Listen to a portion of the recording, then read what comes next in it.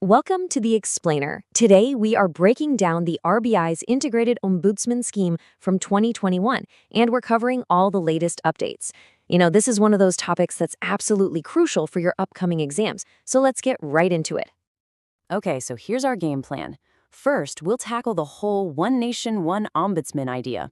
What's that all about? Then, we'll see just how wide the scheme's net is cast. After that, we'll get into the nitty-gritty of the ombudsman's powers. We'll walk through exactly how you file a complaint, step by step, and we'll wrap it all up with a special revision section to make sure this all sticks. All right, Section 1. So before 2021, things were a bit messy. You had separate ombudsmen for banking, for NBFCs, and for digital transactions. The RBI looked at this and said, we can do better. So what was the big idea behind merging all three of them into just one?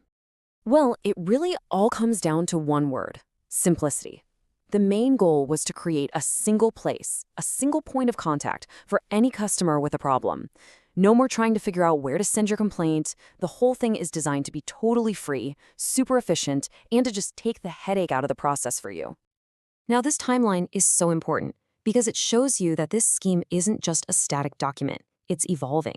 It all kicked off in November 2021. But then, look what happens. By September 2022, they've already brought credit information companies into the fold.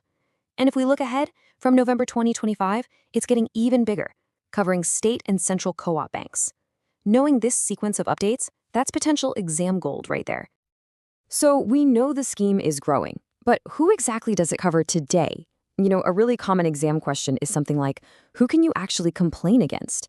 And the answer to that lies in one key piece of jargon: the regulated entity.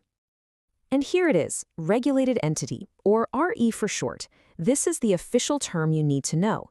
Anytime you see RE in this context, just think of it as the broad umbrella term for any institution that the Ombudsman can look into.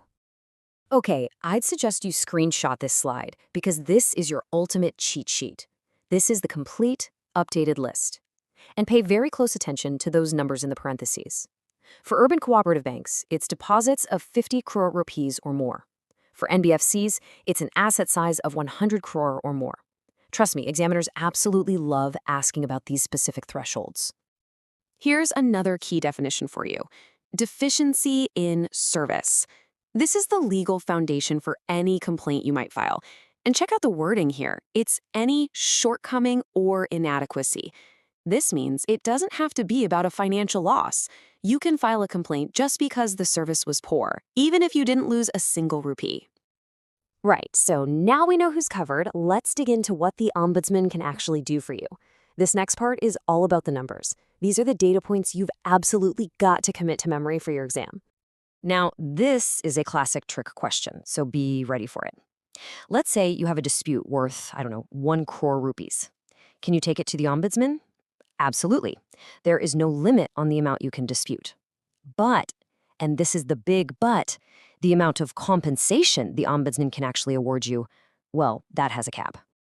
And that cap is 20 lakh rupees. That is the maximum amount the Ombudsman can award you for any direct loss you suffered because of the issue.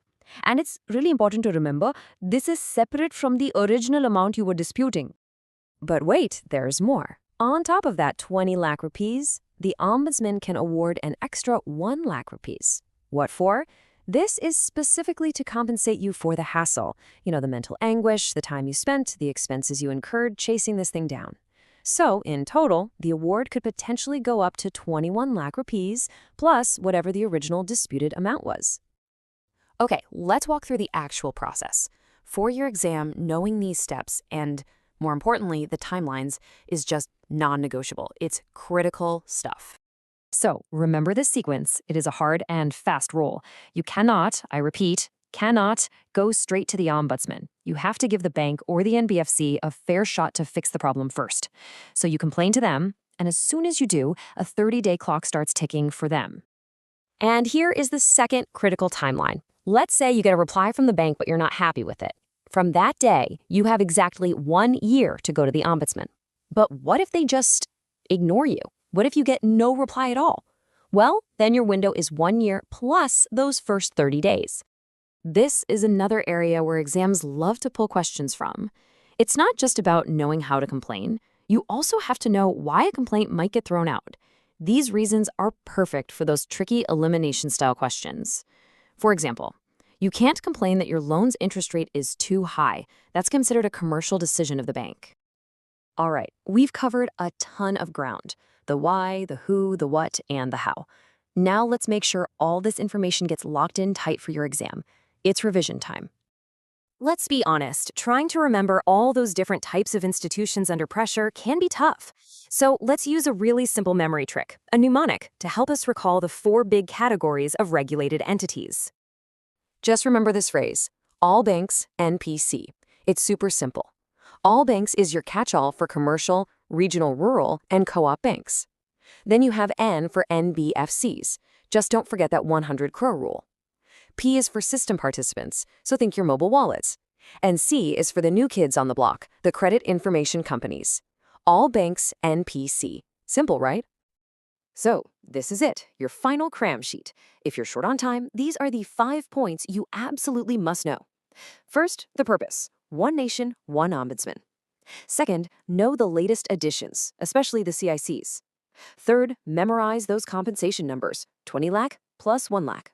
Fourth, internalize the timeline: 30 days and 1 year. And finally, know that every single complaint goes to one central place first: the CRPC in Chandigarh. And that's a wrap on our explainer of the RBI Integrated Ombudsman Scheme. This final question here, it isn't for your exam, it's for you. It's to help you connect the dots and see the bigger picture. Think about it. A single, powerful, easy-to-access system for complaints is a real game changer. So reflect on that, and good luck with your preparation.